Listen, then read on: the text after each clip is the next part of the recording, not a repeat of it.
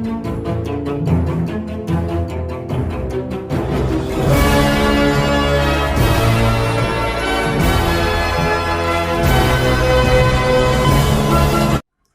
Dear students, मैं प्रदीप दिवाकर आज से एक नई मुहिम की शुरुआत करने जा रहे हैं जिससे हमारे देश का युवा, हमारे देश का भविष्य घर बैठे बिना पैसा खर्च किए एजुकेशन ले सकता, क्योंकि पढ़ेगा इंडिया तभी तो बढ़ेगा इंडिया।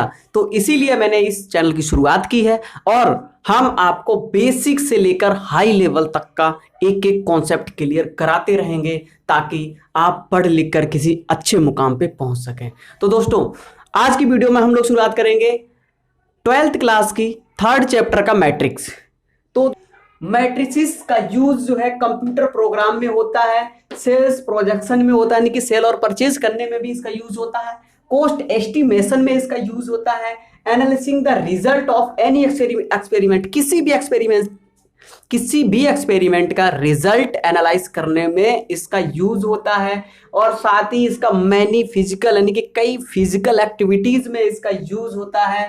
ठीक है, तो और इसके यूज के साथ साथ जो है मैट्रिसेस के, तो ये तो हो गए यूज। क्या होता है मैट्रिक्स, यानी कि मैट्रिसेस में जो यूज होता है उसको शॉर्ट में कहते हैं मैट्रिक्स। तो मैट्रिक्स की जो डेफिनेशन होती है वो, a matrix is an ordered rectangular array of numbers और फंक्शंस। क्या होता है कि मैट्रिसेस क्या है, ये एक रेक्टेंगुलर क्रम में होता है और उसमें क्या होता है, नंबर होते हैं और फंक्शंस होते हैं, या तो उनको जो संख्याएं होती है उनको कहते हैं नंबर्स या फंक्शंस। द नंबर्स और functions are called the numbers और the functions are called the elements और the entries of the matrix. Number और फंक्शन होते हैं उनको क्या कहते हैं, या तो एलिमेंट कहते हैं या फिर क्या कहते हैं, एंट्रीज ऑफ द मैट्रिक्स कहते हैं। तो ये तो हो गई इसकी डेफिनेशन। आगे बात करते हैं तो मैट्रिक्स होता क्या है और इसको कैसे लिखते हैं।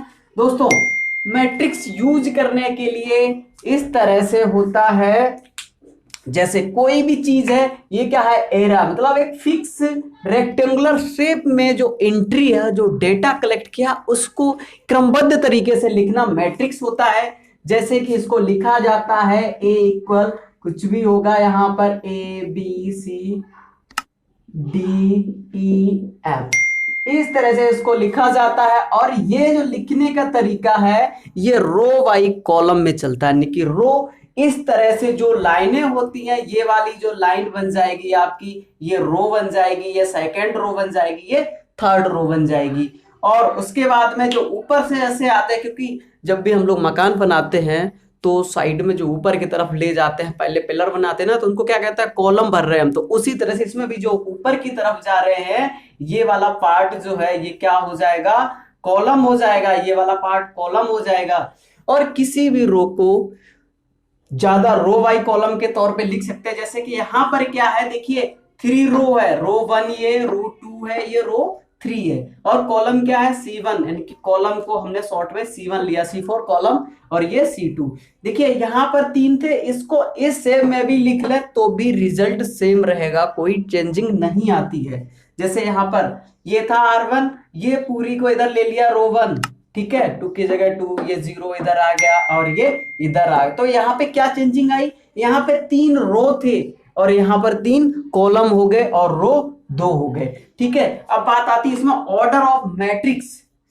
ऑर्डर क्या होता है, देखिए काउंट करते हैं, जो आगे होता है इनको रो कहते हैं, इस साइड में जो होती है, तो 1 2 3 कितने बने, 3। कॉलम कितने बन रहा है, 1 2, तो 2 3 इंटू टी, सॉरी 3 इंटू 2, तो ये उसका हो जाएगा ऑर्डर। तो इसको बोलेंगे ऑर्डर ऑफ मैट्रिक्स। यहाँ पे अगर लिखें ऑर्डर ऑफ मैट्रिक्स क्या हो जाएगा, 3 इंटू 2। अब यहाँ पे अगर इसके एलिमेंट की बात करें तो एलिमेंट की जो होता है वो इन दोनों ऑर्डर का मल्टीप्लाई आपस में कर दो तो एलिमेंट आ जाते हैं। तो इसमें कितने एलिमेंट हो जाएंगे, 3 2 जा 6, काउंट करके देख लो, 2 4 6। यहां पर क्या होगा, ऑर्डर ऑफ मैट्रिक्स, देखिए रो कितना है, 1 2, 2 रो है तो 2 इंटू कॉलम कितने हैं, 1 2 3, 2 इंटू 3। इतना क्लियर हुआ, ये था basic row by column form में चलता है। अब हम इसके और आगे के कॉन्सेप्ट आपको बताते हैं। Now we shall study about type of matrices. तो इसका फर्स्ट पार्ट है column matrix. It has only one column, क्या होता है इसमें, it has only one column, सिर्फ इसमें एक कॉलम होता है। एग्जाम्पल के लिए देख सकते हैं आप, जैसे 2 3 4 5 कितना भी लंबा जा सकता है, बट कॉलम क्या होगा, एक होगा। क्लियर हुआ, कितना भी लंबा जाएगा ये रो चाहे जितनी भी बढ़ जाएंगी, बट कॉलम एक ही होगा, इसको कहते हैं कॉलम मैट्रिक्स। क्लियर है। नेक्स्ट होता है row matrix. It has only one row, जैसे एग्जाम्पल के लिए 2 5 1 8, कितना भी बड़ा हो सकता है, बट रो की जो नंबर होगी वो एक ही होगी। ठीक है, क्लियर हुआ इतना। नेक्स्ट की बात करते हैं हम स्क्वायर मैट्रिक्स। स्क्वायर मैट्रिक्स में क्या होता है, ऑर्डर जो होते हैं, ऑर्डर ऑफ मैट्रिक्स अभी बताया था, जैसे कि ये भी कुछ भी है ये, तो इसका जो ऑर्डर ऑफ मैट्रिक्स बनेगा या तो 2x2 होगा, या फिर क्या होगा 3x3 होगा, या 4x4 होगा। इस तरह का जो मैट्रिक्स होता है उसको क्या कहते हैं, स्क्वायर मैट्रिक्स। क्लियर हुआ। A matrix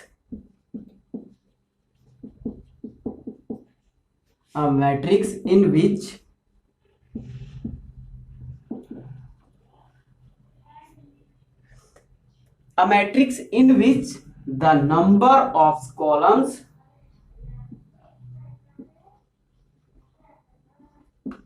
number of rows is equal to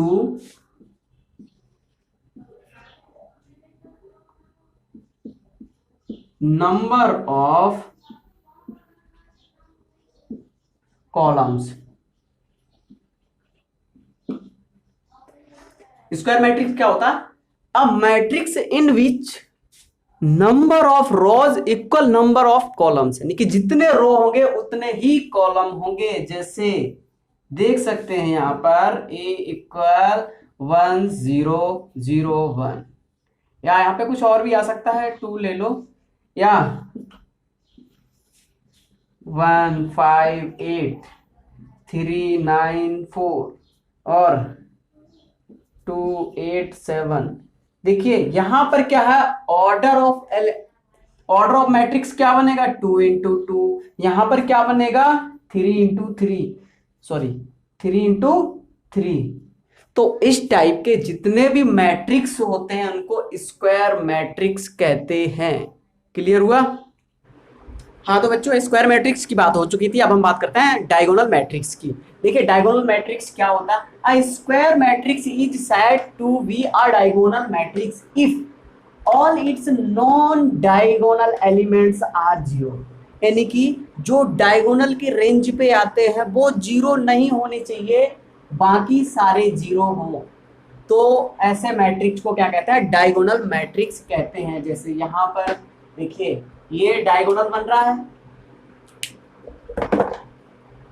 ये क्या बन रहा है डायगोनल, तो ये डायगोनल बन रहा है, तो ये जो है ये जीरो नहीं होना चाहिए। क्या कह रहा है कि its all non diagonal elements are zero, बाकी जीरो होने चाहिए। ये डायगोनल बन रहा है, ये जीरो नहीं, बाकी ये जीरो है, ये जीरो है।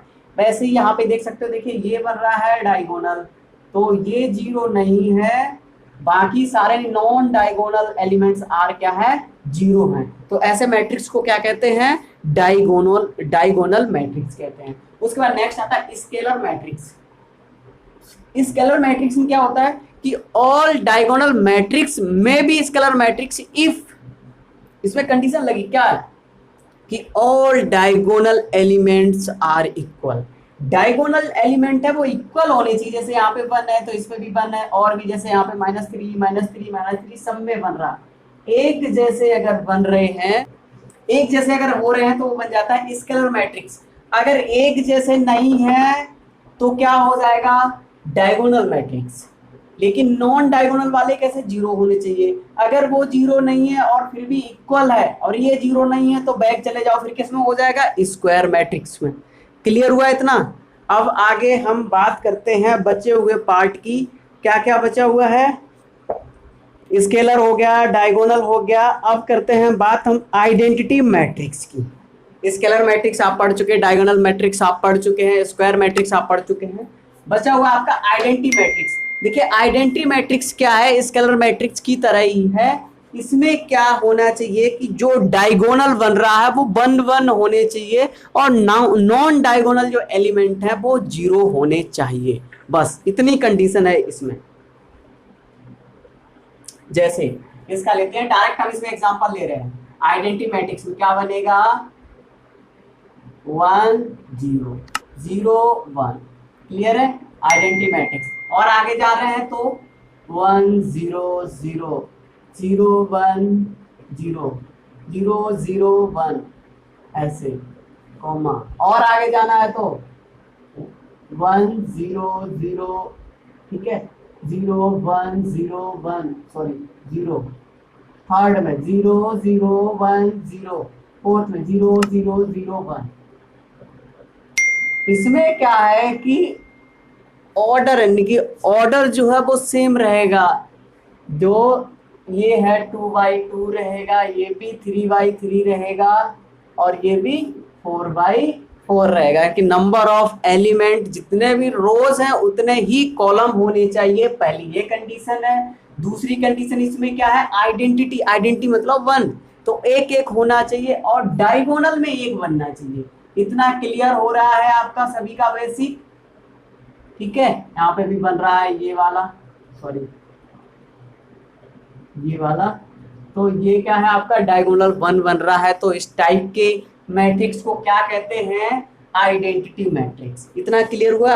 अब नेक्स्ट की बात करते हैं जीरो मैट्रिक्स। जीरो मैट्रिक्स में क्या होता है कि ऑल एलिमेंट्स आर जीरो, सारे जीरो होंगे तो उसको क्या कहते हैं, जीरो मैट्रिक्स। 0 0 0 0 0, इस तरह के मैट्रिक्स को क्या कहा जाता है, जीरो मैट्रिक्स। क्लियर है।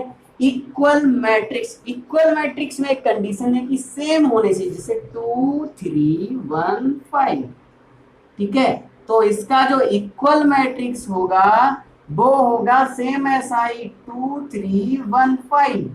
ये तो हो गया इक्वल, बोथ कैसे हैं, इक्वल हैं। अगर यहीं पे ऐसे कर दिया जाए 3 2 1 5, तो क्या है ये, नॉट इक्वल। कैसे हैं ये, नॉट इक्वल। तो सेम होने चाहिए जहां पर जिसका बन रहा है, यानी कि ये क्या है, फर्स्ट रो और फर्स्ट कॉलम में 2 आ रहा था, यहाँ पे भी फर्स्ट रो फर्स्ट कॉलम में 2 आना चाहिए। फर्स्ट रो सेकंड कॉलम में 3 आ रहा था, यहाँ 3 आना चाहिए। यहाँ 1 आ रहा था, यहाँ सेम हो गए तभी बनेगा ये, अदरवाइज नहीं बनेगा। तो ये था इसका बेसिक। इसके बाद हम स्टार्ट करेंगे इसकी एक्सरसाइज। तो उम्मीद है आप लोगों को इसका बेसिक कॉन्सेप्ट समझ आ गया होगा। अब हम इसकी एक्सरसाइज करवाएंगे।